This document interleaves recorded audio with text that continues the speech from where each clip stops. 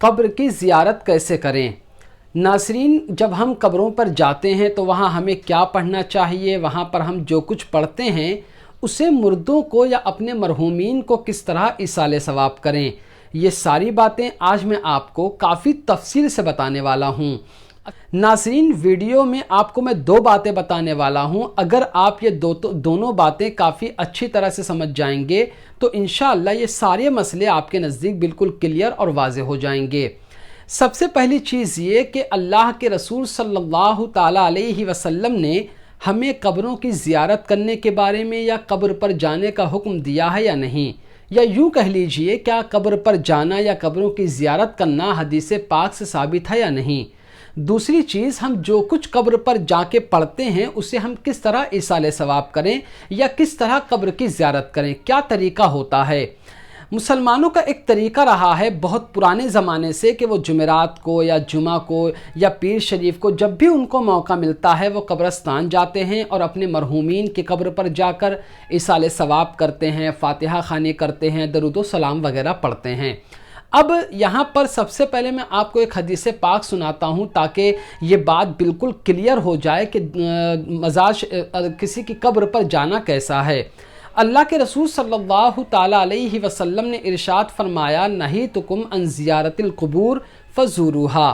اس کا ترجمہ یہ ہے کہ میں نے تم کو پہلے قبروں کی زیارت کرنے سے منع کیا تھا، لیکن اب میں تمہیں اجازت دیتا ہوں کہ تم قبروں کی زیارت کرو، کیونکہ قبروں کی زیارت کرنے سے آخرت یاد آتی ہے، ہمیں آخرت یاد رہتی ہے۔ ایک دوسری حدیث پاک جو صحابی رسول حضرت ابو امامہ رضی اللہ تعالیٰ عنہ سے روایت ہے، وہ فرماتے ہیں کہ ہمارے پیارے نبی صلی اللہ تعالیٰ علیہ وسلم نے ارشاد فرمایا، زورو امواتکم، اپنے مردوں کی زیارت کرو یعنی ان کے قبروں کی زیارت کرو، وسلموا علیہم، اور ان کو سلام کرو، فَإِنَّ لَكُمْ فِيهِ عِبْرَةٌ، اس لیے کہ اس میں تمہارے لیے عبرت ہے۔ یعنی جب تم قبر پر جاؤ گے، قبروں کو دیکھو گے تو تمہیں دنیا سے ایک قسم کا لگاؤ جو ہے وہ ختم ہوگا اور آخرت سے لگاؤ بڑھے گا کہ ہمیں بھی ایک دن مرنا ہے۔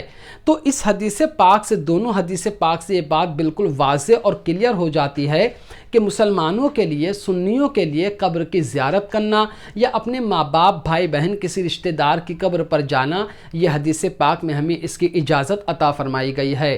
بلکہ یہاں تک بھی حدیث پاک میں آیا ہے کہ خود اللہ کے پیارے رسول صلی اللہ تعالیٰ علیہ وسلم قبروں کے زیارت کے لیے تشریف لے جایا کرتے تھے، جیسا کہ جنگ بدر کے واقعات سے بہت ساری چیزیں معلوم ہوتی ہیں۔ ایک بات تو کلیئر ہو گئی کہ ہم قبر کی زیارت کر سکتے ہیں، ہمارے لیے کرنا جائز ہے۔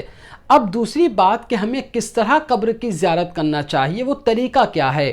تو دیکھیے، طریقہ کوئی خاص نہیں ہے، بس آپ یہ کریں کہ جب بھی آپ قبر کی زیارت کے لیے نکلیں تو پہلے گھر سے وضو بنا کر نکلیں، تاکہ آپ جتنی دیر تک چلیں گے ایک نیک کام کے لیے تو اس کا بھی ثواب آپ کو ملے گا، آپ باوضو رہیں گے۔